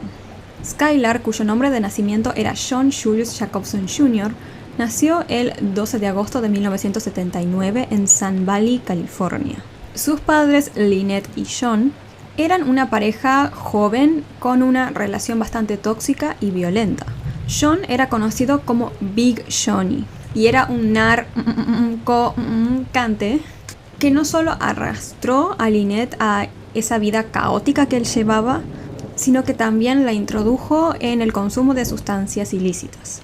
Después de un tiempo de relación con este hombre, Lynette descubrió que estaba embarazada y quiso ponerle fin a ese embarazo. No obstante, Big Sean no se lo permitió. Pero no era porque él quisiera ser padre o en verdad amara a ese hijo, sino porque simplemente quería sentir que tenía el control sobre Lynette. De hecho, desde que nació parecía que Sean despreciaba a su hijo. Por ejemplo, cuando Sean Jr. usaba pañales, su padre, para retarlo, lo golpeaba con una cuchara de madera tan fuerte que la terminaba rompiendo. O sea, para que se den una idea de lo fuertes que eran los golpes. Y estamos hablando de un bebé. Sin embargo, esta violencia no fue lo único que rodeó a Sean Jr. desde su infancia, porque literalmente toda su infancia estuvo marcada por las sustancias ilícitas. Pues como les comenté, su padre era un traficante y su madre una adicta. Ella sí se mantuvo limpia un tiempo mientras estuvo embarazada, claramente, y durante los primeros meses de vida del bebé, pero después volvió a caer en su adicción. Por su parte, Big Johnny utilizaba a estas sustancias ilícitas para mantener el control absoluto sobre su esposa y ahora madre de su hijo. Por ejemplo, cada vez que ella pensaba en dejarlo, él le daba una nueva dosis de esas sustancias o le decía que si lo dejaba, ella perdería total acceso a las mismas.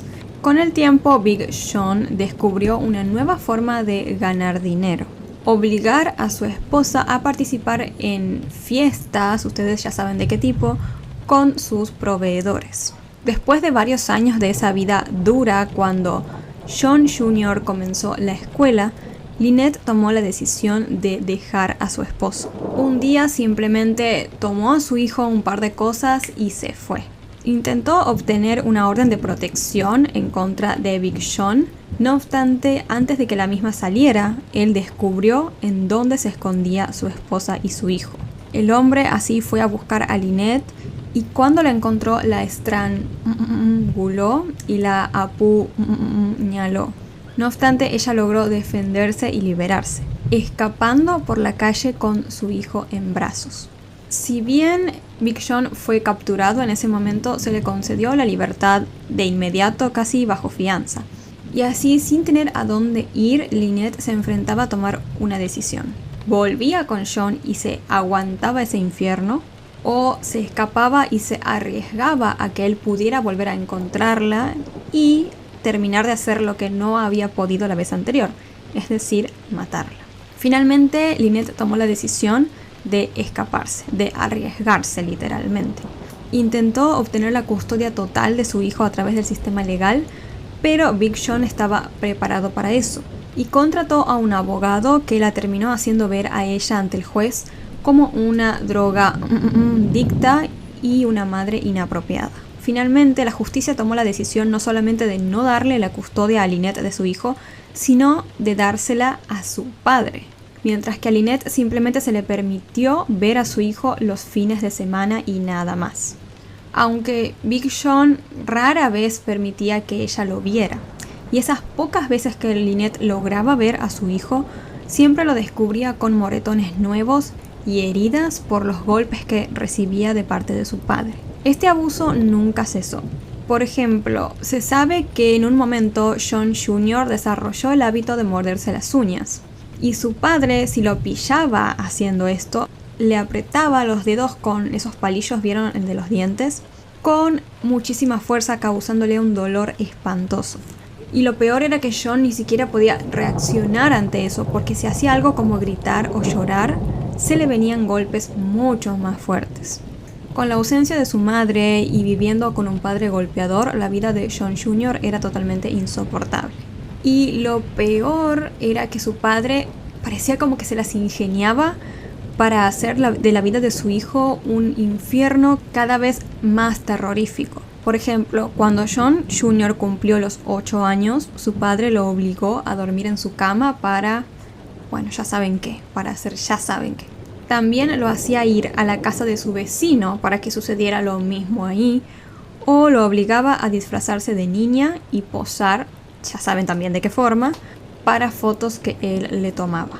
Big Sean, después de separarse de su esposa, tuvo varias novias, quienes parecían saber lo que sucedía entre este hombre y su hijo, pero ninguna quiso ni siquiera intentar detenerlo o hacer algo al respecto. La única oportunidad que tuvo Sean Jr. para intentar escapar y ser feliz fue en una ocasión cuando su padre fue enviado a prisión por esto de que andaba en el tráfico de ya saben qué.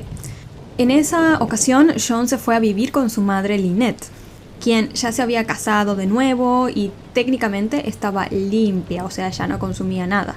Sin embargo, ese tiempo duró poco, ya que Big Sean salió de la cárcel rápido y fue a buscar a su hijo. Más tarde, cuando Sean Jr. era ya un adolescente, su padre encontró una nueva forma de ganar dinero con él, esta vez a través de Hollywood. Por eso lo inscribió en clases de actuación y le consiguió trabajos de publicidad para empresas como Nintendo, Hyundai y Buick. A los 14 años, incluso Sean Jr. fue un extra no acreditado en el exitoso programa de televisión llamado Power Rangers, ese famoso programa de los 90 sobre superhéroes adolescentes luchando contra el mal mediante artes marciales. Esa podría haber sido una gran oportunidad para Sean Jr. de insertarse definitivamente en la industria. Pero Big Sean, su padre, tenía cero control sobre su temperamento y maltrataba literalmente en público a su hijo ahí en los sets de Hollywood, lo que hizo que terminaran despidiendo claramente a Sean Jr. A pesar de que ya muchas personas habían visto con sus propios ojos el abuso que sufría este chico, no fue sino hasta finales de su adolescencia que los servicios de protección infantil intervinieron por fin. Cuando un trabajador social entrevistó a Sean Jr., él le compartió todo lo que había sufrido a lo largo de su vida. Pero en una siguiente entrevista, él cambió su versión. Dijo que nunca había sido golpeado y que sus heridas eran más que nada producto del entrenamiento de artes marciales que había hecho para Power Rangers. ¿Por qué cambió de una declaración a otra? Y bueno, supongo yo que claramente su padre lo amenazó o algo así. Algo bastante obvio, no obstante, el trabajador social consideró esta segunda explicación como completamente razonable y cerró el caso sin hacer nada al respecto por Sean Jr. Durante los 3 años siguientes se hicieron algunos informes, pero no se llevaron a cabo más investigaciones. Después de un tiempo apareció una persona que por fin mostró algo de preocupación por Sean Jr. Y esa persona era Lisa, una de las exnovias de Big Johnny. Después de separarse de él, ella comenzó a cuidar cada tanto de Sean Jr. Y en una época cuando él empezó a faltar mucho a la escuela, incluso le organizó clases particulares y lo ayudó también a poder lograr graduarse de la secundaria. 5 meses después de su graduación, a los 20 años, Sean Jr. se enlistó en el cuerpo de marines, pero su carrera militar terminó siendo aún más corta que su carrera actoral. Duró solo 14 días. Pues después de ingresar, simplemente un día se fue y desapareció. Y con el tiempo fue dado de baja, claramente, de ese trabajo. Un tiempo después de dejar ese trabajo, Sean cambió legalmente su nombre a Skylar de León, con la esperanza de reinventarse y salir de la sombra de su padre. Sin embargo, a pesar de sus esfuerzos, nunca pudo escapar completamente. Durante los siguientes años saltó de vivir con su padre de nuevo, después con una madrastra y con personas aleatorias que conocía en la calle. Skylar jamás tuvo problemas para conseguir trabajos. El tema era que nunca los mantenía, siempre por un motivo u otro los dejaba, o lo terminaban despidiendo. Luego, a principios del año 2002, algo quizás un poco más permanente y bueno, si se puede llamar bueno, terminó llegando a su vida. Conoció a una mujer llamada Jennifer Henderson en un chat por internet. Jennifer creció en una familia de clase media y con principios cristianos. Le iba bien en la escuela, jugaba en el equipo de softball y solía participar en viajes misioneros a Sudamérica. Su familia no era millonaria, pero estaban bastante bien y no les faltaba nada. Después de la secundaria, los padres de Jennifer apoyaron su decisión de inscribirse en un curso de belleza para convertirse en estilista. Fue ahí más o menos cuando ella empezó a chatear con Skylar, se empezaron a llevar bien, después se encontraron por primera vez en persona y así iniciaron, digamos, una especie de relación. Cuando la misma se hizo un poco más seria, Jennifer decidió presentarle a Skylar a sus padres, quienes quedaron bastante impresionados con él. Sentían que era un chico amable, atento y profesional. Y él aparte como que decía que era un ex de la marina. Al poco tiempo, Jennifer y Skylar se casaron. Y poco después de casarse, ella quedó embarazada de su primer hija. Pero Skylar para ese momento aún no tenía un trabajo estable. Y él y su esposa con su hija vivían de las tarjetas de crédito. Un par de meses después de que naciera su hija, decidieron que en lugar de que Skylar buscara trabajo, era mejor que él se quedara en la casa para ayudarla a Jennifer con la crianza de la niña. Pero como les comenté, de esta forma no generaban absolutamente nada de dinero. Y a Jennifer le encantaba el dinero, le gustaba mucho gastar. Vivían de las tarjetas de crédito y esa era una deuda que cada vez se sumaba más y más y más y más. De esta forma la pareja pasó a estar totalmente ahogada de deudas. Finalmente tomaron la decisión de pedirle prestados $18,000 a los padres de Jennifer, prometiendo Skylar que usaría esa plata para iniciar un negocio de buceo que podría llegar a cambiar su situación financiera. De esta forma, Skylar compró una camioneta, un bote y todo el equipo que se necesitaba para hacer buceo. No obstante, jamás comenzó el negocio. Ese dinero prestado se terminó consumiendo, perdiendo totalmente, y la situación de la pareja empeoró. Sin otras opciones, Skylar tomó la decisión de inclinarse hacia el lado criminal. Consiguió un trabajo con un prestamista hipotecario y comenzó a engañar a sus compañeros. Incluso también empezó a interrumpir en sus casas y a robar dentro de las mismas. Una noche Skylar fue atrapado con las manos en la masa, digamos, y acusado de robo con armas. Después de esto él fue condenado a 1 año de prisión, pero los padres de Jennifer intervinieron para poder sacarlo de esa situación. Aceptaron pagar $2,100 al mes para que él pudiera ser liberado bajo un programa de trabajo durante la semana. De alguna forma, Skylar logró no presentarse nunca a trabajar y aún así mantenerse en el programa. No sé cómo lo hizo, pero bueno, logró hacer eso. En cambio, durante ese tiempo donde técnicamente debería estar trabajando, se la pasaba en casa con su hija u organizando nuevas estafas. En ese momento la pareja vivía en el garage de la casa de los padres de Jennifer. Claramente no habían decidido ellos irse a vivir a un garage, sino que simplemente no tenían dinero como para irse a un lugar mejor. Y la verdad que ese garage no era para nada un lugar adecuado para una familia y mucho menos para una niña, una bebé. Era un espacio muy pequeño, frío y estaba lleno de cajas, de cosas almacenadas y desorden. Apenas si había espacio suficiente para sus pertenencias y bueno, claramente mucho menos espacio para que la niña, su hija, pudiera allí, no sé, jugar, gatear, etc.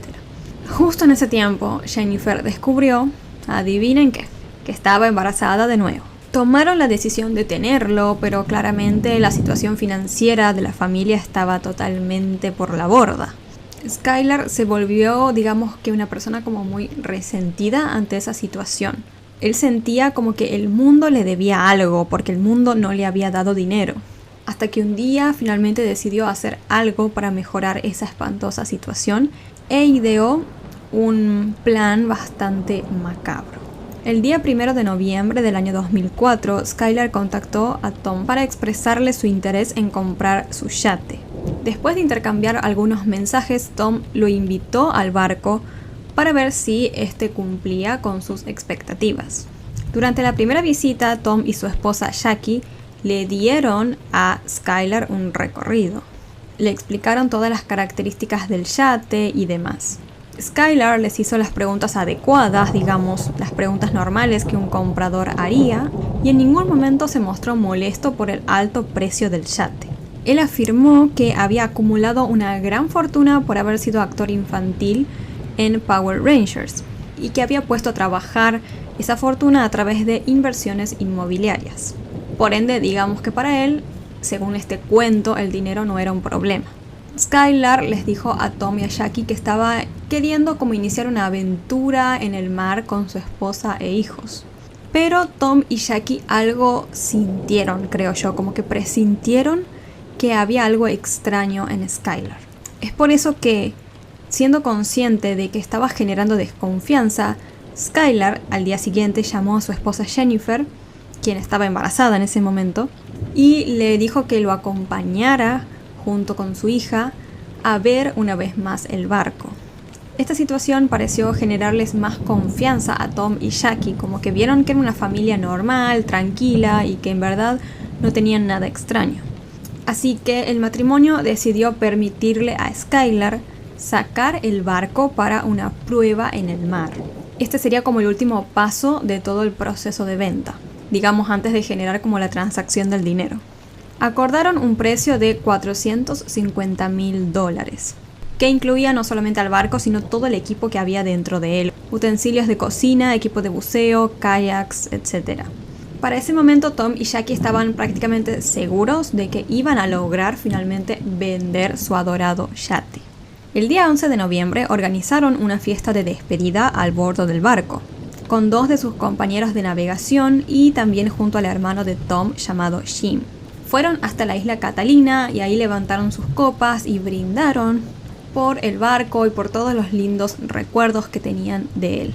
Durante esa fiesta de despedida, Tom y Jackie se mostraron muy emocionados por cómo sería a partir de ahora su vida, porque estaban en verdad muy contentos de poder compartirla junto a su nuevo nieto.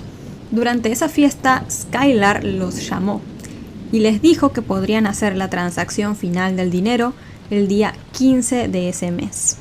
Pero justamente ese mismo día, algo muy extraño sucedió. Tom y Jackie siempre estaban en contacto con sus amigos y familiares, pero ese día que se iba a hacer la venta oficial del barco, sorprendentemente ninguno de ellos se comunicó con nadie.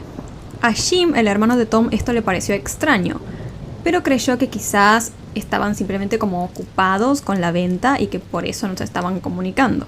Sin embargo, como él era un ex policía, tenía como cierto presentimiento de que algo no andaba bien. Después de varios intentos fallidos por contactarlos, Jim llamó a Tricia, quien era quien se encargaba de varios asuntos de la pareja mientras ellos estaban en el mar. Ella le comentó que también había estado intentando ponerse en contacto con ellos, pero tampoco lo había logrado. Es por esto que Jim entonces se comunicó con el hijo de Tom, Ryan, pero este le dijo que tampoco había oído nada de sus padres últimamente. Esto era en verdad muy extraño, pues Tom y Jackie no solamente eran personas que siempre se mantenían en comunicación, sino que habían aumentado estos comportamientos desde que había nacido su nieto. Solían llamar a su hijo varias veces al día para simplemente escuchar los primeros ruiditos o risas del bebé. Los familiares de Tom y Jackie ante esta ausencia intentaron mantenerse optimistas, creyendo que por ahí ellos estaban muy emocionados con la venta del barco, intentando buscar una nueva casa y demás, y que por eso habían medio que desaparecido. Sin embargo, como les conté, todos en el fondo sabían que algo no andaba bien. Después de varios intentos más por mandarles mensajes sin obtener respuestas, los familiares de Tom y Jackie googlearon, intentaron buscar a esta supuesta persona que les había comprado el yate. Así que pusieron en Google Skylar de León y también Power Rangers. Y su búsqueda claramente no arrojó nada, porque recordemos que Skylar no solamente se había cambiado el nombre del que tenía cuando hizo en Power Rangers, sino que también fue muy esporádica su aparición. Por lo tanto, era poco probable que apareciese en Google. Después de esto, ya todos los familiares empezaron en verdad a preocuparse. Acordaron que si no oían nada sobre Jackie ni Tom para el Día de Acción de Gracias, los reportarían como desaparecidos. Pero antes de eso, Jim tomó la decisión de dirigirse a Newport Beach, donde solía estar el yate amarrado, como para ver si tenía la suerte de que estén ahí. Cuando llegó, encontró el barco exactamente donde siempre solía estar, pero algo parecía mal. Tom y Jackie eran muy cuidadosos con el mantenimiento de su yate. Sin embargo, cuando Jim se acercó al muelle, notó que la funda verde que ellos solían usar para proteger al barco del mal clima y demás, había sido atada incorrectamente. Además, una toalla sucia se encontraba colgando de una de las ventanas, algo que Tom nunca habría permitido. Jim entonces ingresó al barco, pero no encontró señales de que algo estuviera fuera de lugar en el interior. No obstante, se dio cuenta de que la cerradura del barco era distinta a la que tenía antes. como que esto parecía indicar que el barco efectivamente había cambiado de dueño, es decir, que Tom y Jackie habían concluido la venta del mismo. Pero había una cosa que no tenía sentido. Años antes, el hermano de Tom, Jim, le había regalado una tabla de surf hecha a mano, algo que Tom consideraba como uno de sus objetos más preciados. Y la tabla estaba ahí, en el interior del barco todavía. Y Jim sabía que Tom jamás se la habría olvidado o se la habría dejado ahí, si el barco habría sido vendido y cambiado de dueño. Un poco preocupado, Jim dejó una nota en la cabina del barco diciendo que estaba buscando a su hermano y pidiéndole al nuevo propietario que se pusiera en contacto con él. Durante este mismo tiempo, Skylar y Jennifer le compartieron una emocionante noticia a sus padres. Les dijeron que Skylar acababa de terminar los trámites para comprarse un barco nuevo para que él, su esposa e hijos vivieran y trabajaran a bordo. Lo extraño fue que los padres de Jennifer no se cuestionaron esta situación. Digo, sabiendo que ni su hija ni su yerno tenían plata ni para vivir, es extraño pensar que no se hubieran cuestionado el hecho de que Skylar saliese de la nada con la noticia de que se había comprado un barco. O sea, es como medio mucho. Pero bueno, no sé qué pasó, que los padres de Jennifer no se lo plantearon ni por un segundo de que esto era bastante extraño. Skylar llevó a sus suegros a conocer y a navegar en su nuevo barco. Y ahí fue cuando el padre de Jennifer se quedó impresionado por el tamaño del mismo. Y finalmente comenzó a preguntarse de dónde había sacado Skylar el dinero como para comprarse semejante yate. Cuando les preguntó al respecto, Skylar y Jennifer aseguraron que el barco les había sido entregado por un hombre que le debía a Skylar dinero por su anterior involucramiento en el tráfico de droga. Y el padre de Jennifer terminó aceptando esta explicación sin cuestionarla demasiado. Un par de días después, Skylar y Jennifer volvieron a invitar a los padres de esta última a otro viaje en el barco. Y esta vez los padres notaron lo emocionada que estaba Jennifer por esta nueva vida que estaba teniendo en el mar. Parecía que ese era un nuevo inicio muy emocionante para la vida de la pareja y de sus hijos. Al día siguiente, Skylar y Jennifer le pidieron a los padres de esta última también que los acompañasen a hacer algunos trámites que tenían pendientes de la transacción del barco. Fueron hasta un banco y allí solicitaron hacer un retiro de dinero de las cuentas bancarias de Tom y Jackie. Cuando en el banco les pidieron algún tipo de autorización para hacer esto, Skylar presentó un poder notarial general que aparentemente le concedía a él acceso completo a todas las cuentas de la pareja. El documento estaba efectivamente firmado y tenía las huellas dactilares de Tom y Jackie. Después de esto, Jim, el hermano de Tom, logró ponerse en contacto con Skylar y le preguntó si sabía algo de Tom y de su esposa Jackie. Skylar le contó que después de haber hecho todas las transacciones del barco, de las cuentas bancarias y demás, se habían subido a su auto y directamente se habían ido a algún lugar desconocido. Después Jim le preguntó a Skylar por qué las pertenencias de Tom y su esposa se encontraban aún en el barco. Y Jennifer explicó que habían acordado que las cosas quedarían allí hasta que el matrimonio consiguiera una nueva casa para mudarse. No obstante, Jim no se quedó para nada convencido con todas estas explicaciones.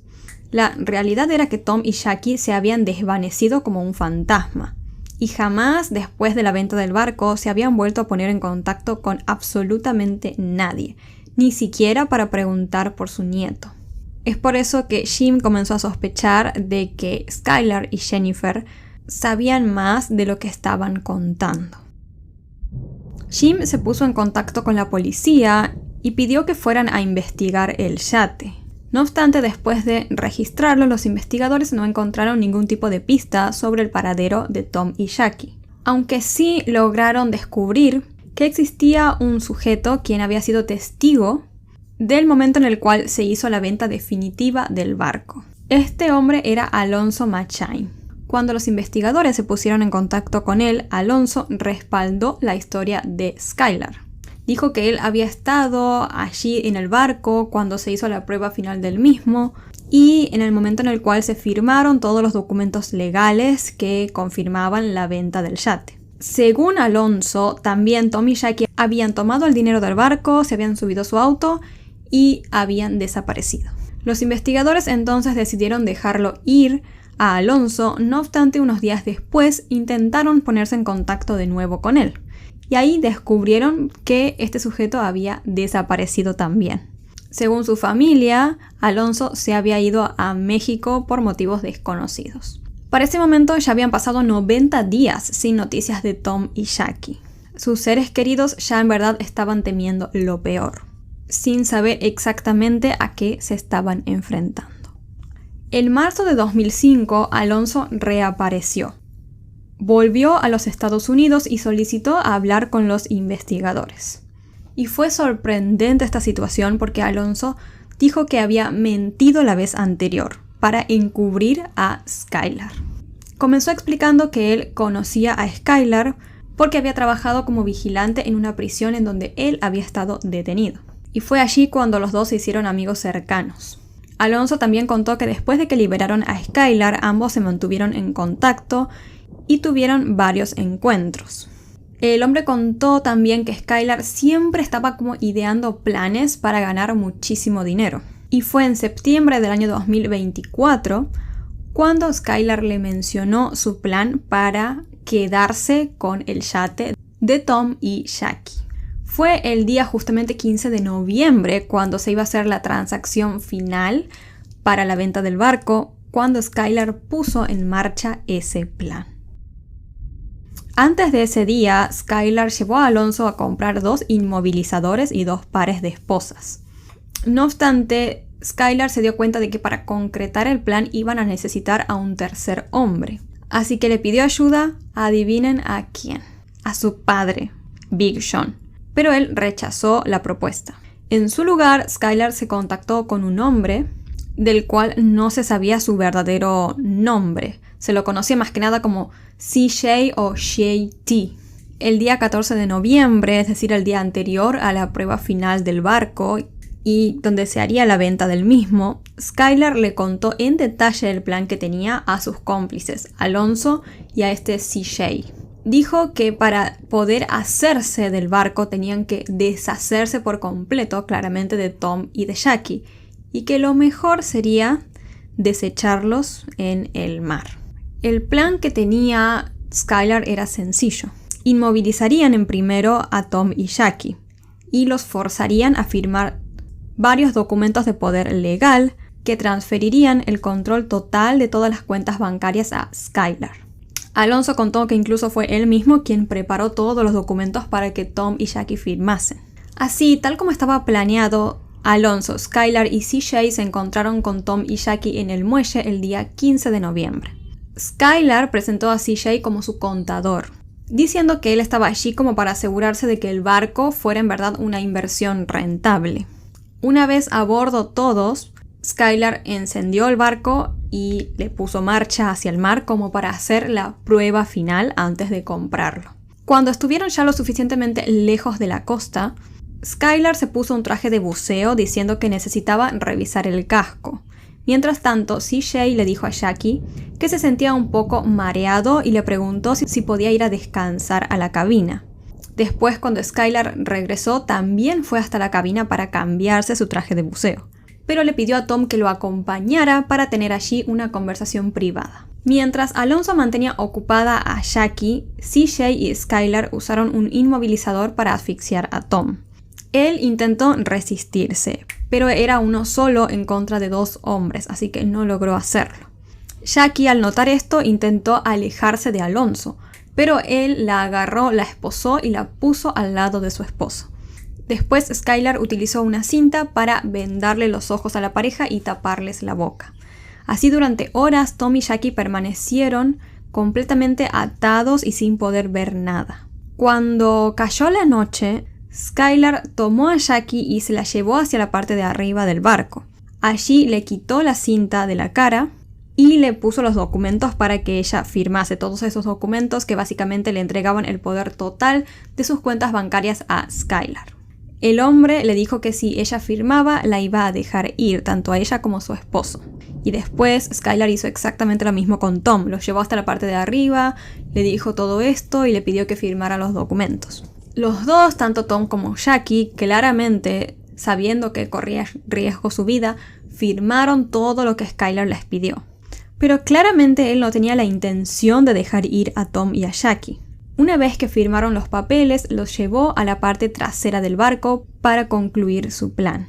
Allí utilizó una cuerda para amarrar a Tom y Jackie a un ancla. Y después simplemente abrió la barandilla trasera y tiró el ancla al agua. De esta forma, en tan solo cuestión de minutos, la pareja fue arrastrada a las profundidades del agua.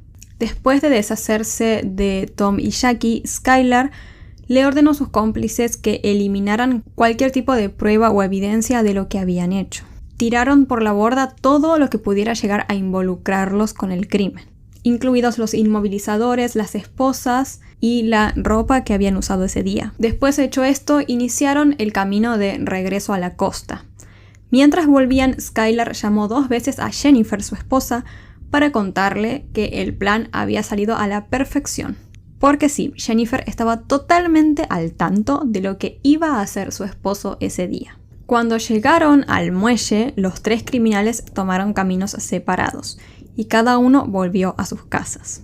Durante las siguientes semanas continuaron con sus vidas como si nada hubiera pasado. Y ya sabemos claramente todo lo que hizo Skylar, que fue a contarle a sus suegros, que se mudó con su esposa y su hijo al barco, etcétera, etcétera. Los investigadores, después de escuchar toda la declaración de Alonso, se pusieron manos a la obra para encontrar a este tercer sujeto de apodo CJ. Consultaron con pandilleros locales y así finalmente lograron identificarlo como John Fitzgerald Kennedy.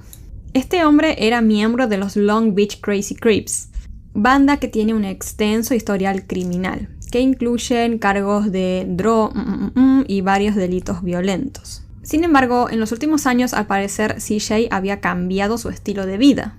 Era padre de 3 hijos y trabajaba como contratista para una unidad de intervención comunitaria que ayudaba a los jóvenes en riesgo a evitar el crimen. Y también era un trabajador regular de la iglesia. Incluso estaba a punto de convertirse en ministro. En verdad, al parecer había cambiado su vida y había iniciado un camino totalmente alejado de la ilegalidad.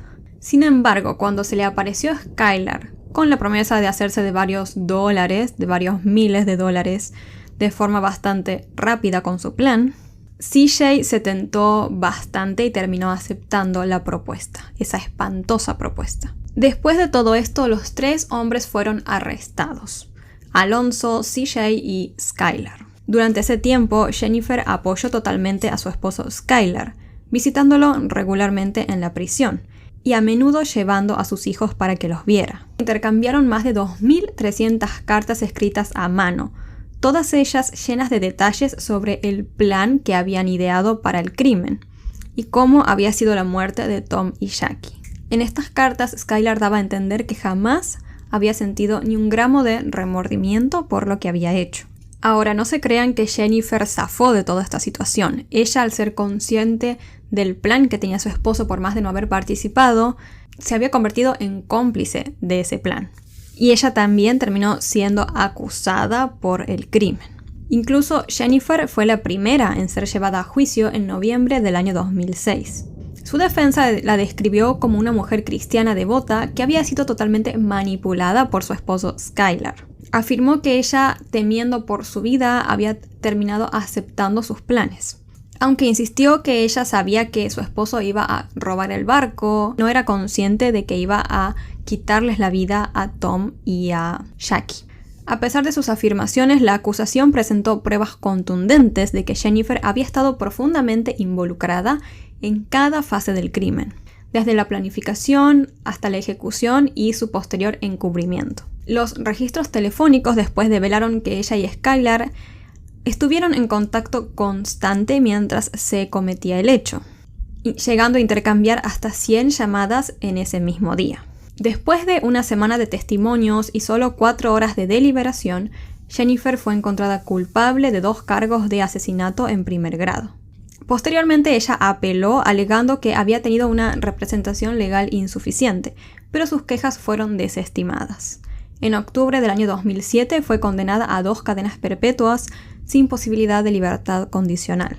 El juicio de Skylar no comenzó hasta octubre del año 2008, 4 años después de los crímenes. Los fiscales querían buscar la pena de muerte para él. Y sorprendentemente el equipo de defensa de Skylar no buscó quitarle la responsabilidad del hecho. Supongo porque eran conscientes de que había demasiadas pruebas en su contra.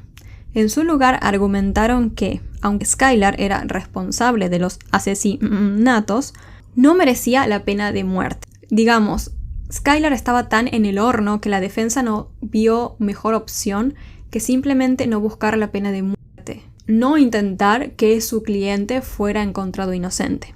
Para intentar llegar a este objetivo, la defensa presentó a Skylar como un hombre que había sufrido de abusos continuos a lo largo de su niñez, especialmente por parte de su padre. Afirmaron que todos esos años de abuso de diferentes tipos habían dejado a Skylar psicológicamente dañado e incapaz de tomar decisiones morales. La defensa, al hacer eso, buscaba humanizar un poco más a Skylar y cambiar un poco el enfoque de por qué y cómo había actuado durante el crimen, haciendo ver que él había hecho ese acto por todo lo que había sufrido, no podía distinguir muy bien entre el bien y el mal, y no por el simple hecho de obtener una gran fortuna al cometer el crimen.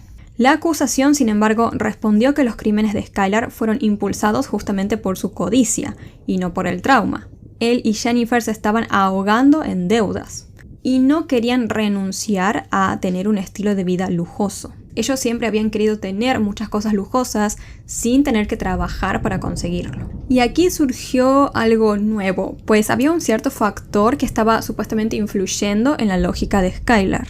Al parecer, desde su juventud, él había expresado una cierta incomodidad por su identidad de género. Le había dicho a Jennifer que él había nacido intersexual. Después afirmó que le habían diagnosticado cáncer uterino y que según él requería una cirugía de reasignación de género para curarse de ese cáncer. Todo bastante extraño, pero bueno.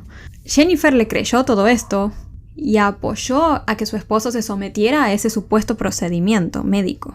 Sin embargo, esa cirugía era costosa y claramente ellos no tenían el dinero para pagarla.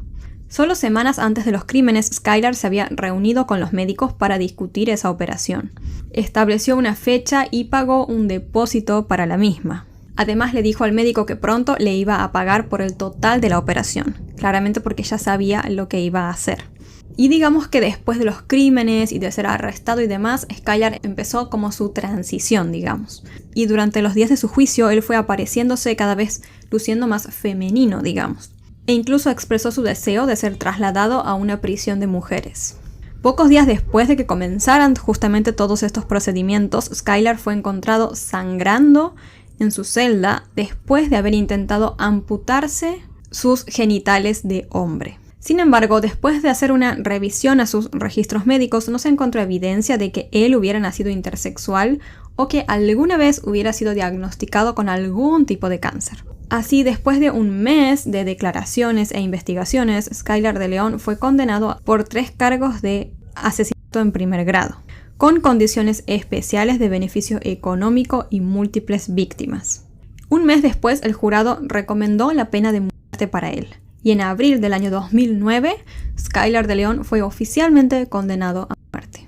Por su parte, John Fitzgerald Kennedy también fue encontrado culpable de 2 cargos de asesinato en primer grado y de igual manera recibió la pena de muerte. Alonso se declaró culpable de homicidio voluntario, secuestro y robo, recibiendo así una sentencia de 20 años y 4 meses de prisión. Hubo otra persona también que recibió una condena en todo este caso y es el hombre que presentó a Skylar a Jay-Z. Él mismo, por este hecho, fue condenado a pasar 1 año en prisión. De esta forma se da fin a una historia totalmente triste y espantosa en donde un niño que tenía en verdad todas las posibilidades y condiciones de crecer, de hacer en verdad una carrera en Hollywood, terminó de esta manera, recibiendo la pena de muerte. Obviamente que él sí fue una víctima de niño de todos los abusos que sufrió, pero de igual manera nada le va a quitar la responsabilidad que tuvo después de adulto al tomar la espantosa decisión de hacerle eso horrible a y llevándose a un montón de personas consigo porque en este caso no tenemos un condenado, sino que tenemos un total de 5 condenados con diferentes condenas, pero condenados al fin y al cabo. Podemos decir entonces que Tom y Jackie tuvieron justicia y es una historia de verdad sumamente triste por cualquier lugar desde donde se la mire. Coméntenme qué opinan ustedes sobre toda esta larga historia.